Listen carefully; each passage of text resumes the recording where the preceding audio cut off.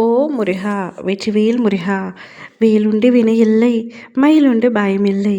என் அன்பு தங்கமே, உன் துணையின் இல்லத்தில் இருந்து ஒரு நல்ல செய்தி வந்துள்ளது. இதை உடனே கேள் தங்கமே. உனக்கான மகிழ்ச்சி தரக்கூடிய செய்தித்தான். எல்லோவற்றிற்கும் காலம், நேரம் என்பது இருக்கும். காலத்திற்கு எதிராக எதையுமே சாதிக்க முடியாது. ஆனால் சில சூழ்நிலைகளை மாற்றக்கூடியது கடவுள் அருளுக்கு உண்டு. உனக்கு ஏதாவது வேண்டுமென்றால் என்னிடம் மனதார பிரார்த்தனை செய். நான் அதை ஒருபொழுதும் மறுத்துவிட மாட்டேன். உன்னுடைய விருப்பங்கள் அத்தனையும் நான் நிறைவேற்றுவேன். உன்னுடைய துணையை நீ அளவுக்கு அதிகமாக நேசிக்கின்றாய். அவரும் உன்னை அதிகமாகத்தான் நேசிக்கின்றார்.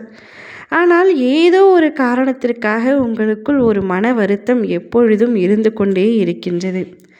அவருடைய வீட்டார்களாக இருக்கலாம், அவருடைய உற்றார் உறவினர் காரணமாக இருக்கலாம்.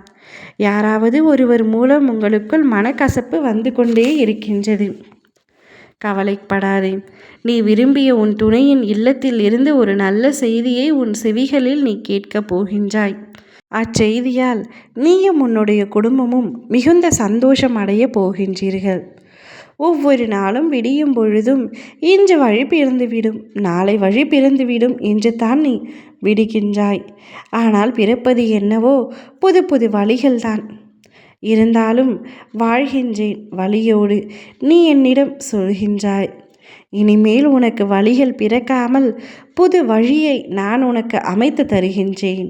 அதில் நீயும் உன் துணையும் சந்தோஷமாக பயணிக்கப் போகின்றீர்கள். இது உன் அப்பாவின் ஆசீர்வாதம் நிறைந்த வார்த்தைகள். அன்பு என்பது ஒருவரை நாம் நேசிப்பது மட்டுமல்ல, வெறுப்பதும் என்ற உன்னுடைய எண்ணத்தில் இருந்து புரிகின்றது. நீ எவ்வளவுதான் வெறுத்தாலும் உன் துணை உன்னை வெறுப்பதில்லை. உன்னுடைய துணை எவ்வளவு தான் உன்னிடத்தில் சண்டையிட்டாலும் நீ அவரை வெறுப்பதில்லை. இதுவே உண்மையான அன்பு. இந்த உண்மையான அன்பிற்கு நிச்சயம் பிரிவு என்பது ஒரு நாளும் கிடையாது. உன்மீது உண்மையான அன்பு கொண்டவர்கள் ஒரு நாளும் உன்னை விட்டு விலகவும் மாட்டார்கள். போலியான அன்பு கொண்டவர்களே உன்னை விட்டு விலக துடிப்பார்கள். உன்னுடைய துணையோ உன்மீது உயிரையே வைத்திருக்கின்றார். சிலரின் பேச்சுக்களால் சில சந்தர்ப்ப சூழ்நிலையில் இப்படி எடுத்தறிந்து பேசி பிரிவு என்ற வார்த்தைக்குள் உள்ளாகிவிடுவீர்கள். ஆனால் அன்பு மட்டும் எப்பொழுதும் மாறாதது. உன் துணையின் மனதில் நீ ஆழமாக இருக்கின்றாய்.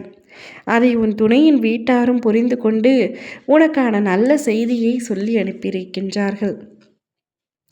இனிமேல் என்னால் உங்களுக்கு எந்த பிரச்சனையும் வராது என்று உன் துணையின் வீட்டிலிருந்து உனக்கு செய்தி வந்துள்ளது. அவர்களை நம்பி நீ அந்த வீட்டில் சென்று மீண்டும் சந்தோஷமாக ஒரு வாழ்க்கையை வாழப் போகின்றாய். அதில் நிச்சயமாக அவர்களால் உனக்கு எந்த பிரச்சனையும் நேராது. அதற்கு நானே சாட்சி. ஓம் முருகா! வெற்றிவேல் முருகா!